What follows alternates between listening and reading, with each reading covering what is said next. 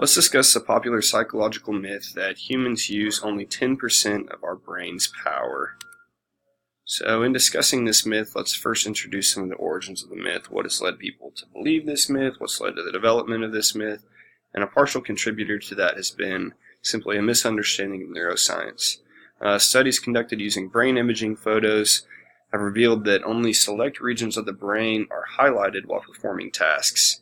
And so this, of course, has led to questioning of, are these the only regions of the brain capable of activating? Are these the only accessible regions of the brain? Why is the brain not highlighted in its entirety? And in addition to this, a couple of Hollywood films have contributed to the idea of this myth. Two noted in this presentation are Limitless and Lucy, which kind of are centered around this theme of two characters who tap into the capability of using their brain in its entirety, which of course unlocks a couple of superhuman brain functions and superhuman abilities. And so this of course leads people to question, are we really only using 10% of our brain's power? Does untapped potential or do untapped capabilities lie within the regions that we don't use? And these films kind of build off of that idea or this myth. So asking a couple of peers their beliefs on this myth, do they think it's true? The first actually comes from my mother. She simply stated that no dependable evidence has surfaced to prove that we only use 10% of our brain's available function. This of course would be based off of empirical data, and she was simply basing her argument off of a couple of research articles that she's read and speaking off of the evidence that was stated in those. The second comes from a coworker who stated that humans are capable of performing too many tasks for only 10% of our brain to be responsible for.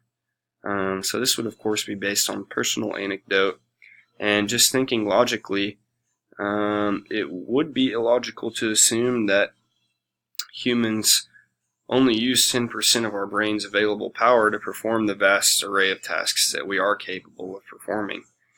The last comes from a friend who stated there are a number of known regions of the brain and none have seemed to be proved dysfunctional.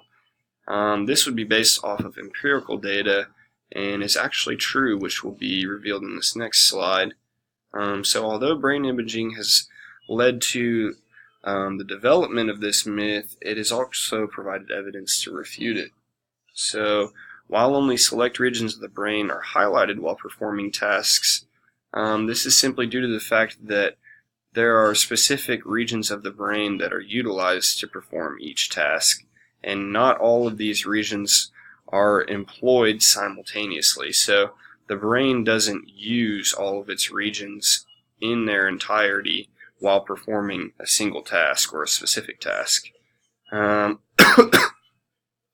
Further evidence against this myth has been provided through electrical brain stimulation, which is performed during neurosurgery and can target specific areas of the brain. So it activates these specific regions of the brain using electrical currents, and through this there have not been any inactive or dormant regions that have yet to be revealed.